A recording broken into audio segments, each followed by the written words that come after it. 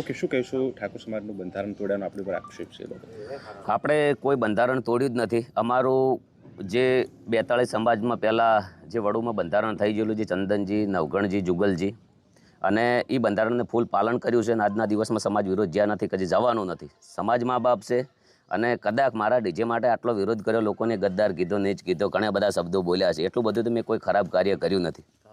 હા, કદાચ આટલો બધો મારો વિરોધ કર્યો છે એટલો કદાચ દારૂનો કર્યો, દારૂ બંધી હોત, કદાચ 150 મકાન તૂટે ને ઈ દાડે સાહેબ આટલા બધા સમાજના ઉભા રહ્યા હોત ને તો કદાચ બિલકુલ તકલીફ ના પડત. જેમ કે એ વખત બેન દીકરીઓને નાવા ધોવાની, ખાવા પીવાની ખૂબ તકલીફ પડી છે. સમાજના લોકો અમુક છે, ખાલી મેન ખાસ આવા કોઈ મુદ્દા હોય તો પકડીને આવી જાય છે. કોઈ દવાખાનામાં કોઈ જગ્યાએ હાજરી નથી હોતી, કોઈ સમાજ ઉપર તકલીફ પડે તો ખાસ કરીને નથી જતા. આ વસ્તુ છે. જે લોકો આજે ભેગા થવાની વાત છે, બાબતે આપનું શું કહેવું?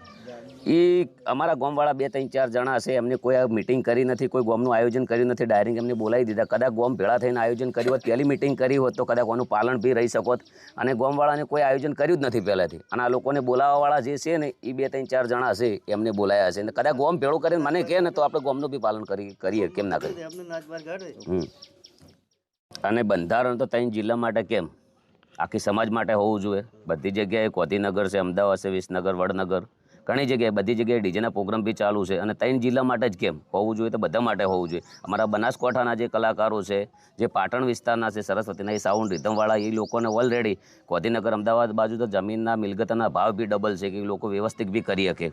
અને અમારા બાજુ તો એકદમ આ લોકોને રાત દિવસની મહેનત કરેલી છે સાહેબ.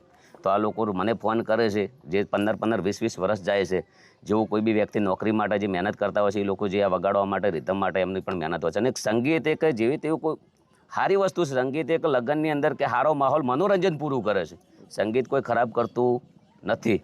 અને આ લોકોને તાત્કાલિક નિર્ણય લઈ લીધો, એટલે નિર્ણય લીધો એ યોગ્ય, મારા અંદાજે એમ કે યોગ્ય નથી. જેનું કારણ છે કે એમને સમય આપવો જોઈએ.